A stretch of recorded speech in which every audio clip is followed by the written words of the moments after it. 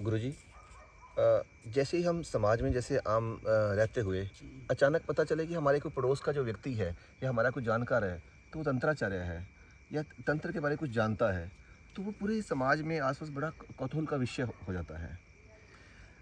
लेकिन तंत्र कई कई जीवन के कई पहलुओं पर बहुत ही उपयोगी है। लेकिन इसे लोग सरलता से धारण तो करना चाहते हैं, प्राप्त भी करना चाहते हैं, पर समाज के सामने बताना भी नहीं चाहते। इसकी वजह क्या रही? देखिए, जो आप समाज की बात कर रहे हैं, समाज में अधिकतर लोग जो है वो तांत्रिक हैं। तांत्रिक व तंत्र साधक में अंतर है। जी। तांत्रिक वो व्यक्ति है जो अपनी विद्या का प्रयोग किसी भी स्वरूप में या किसी भी हित के लिए करने के लिए सदैव तत्पर रहेगा। जी। तंत्र साधक वो है जिसके लिए यह भक्ति का, मुक्ति का मार्ग है।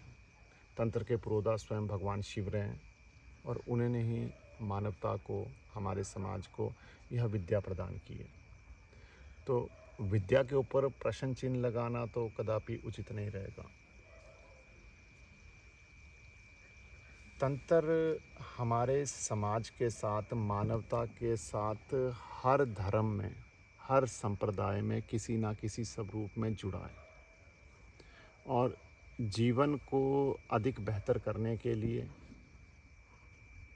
जीवन को एक अतिरिक्त आयाम में और बेहतर स्वरूप में समझने के लिए और अंततः मुक्ति या मोक्ष की प्राप्ति के लिए तंत्र के मार्ग को हमारे सनातन में बहुत गहनता से इसका विवेचन किया गया है और अंततः तंत्र एक मुक्ति और भक्ति का मार्ग ही है। गुरुजी, अ, अगर आपसे तंत्र की दीक्षा लेनी हो, क्या उसके मापदंड हैं और कहाँ तक संभव है?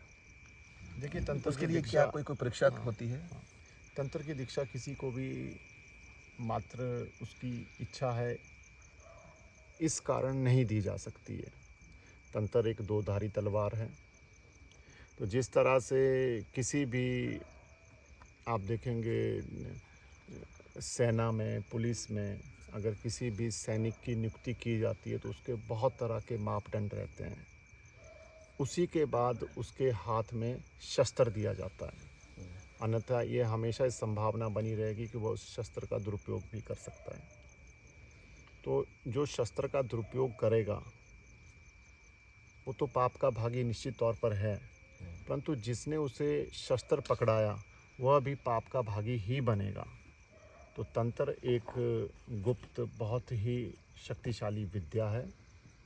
इस विद्या को किसी भी कुपात्र को कदापि भी नहीं दिया जा सकता है।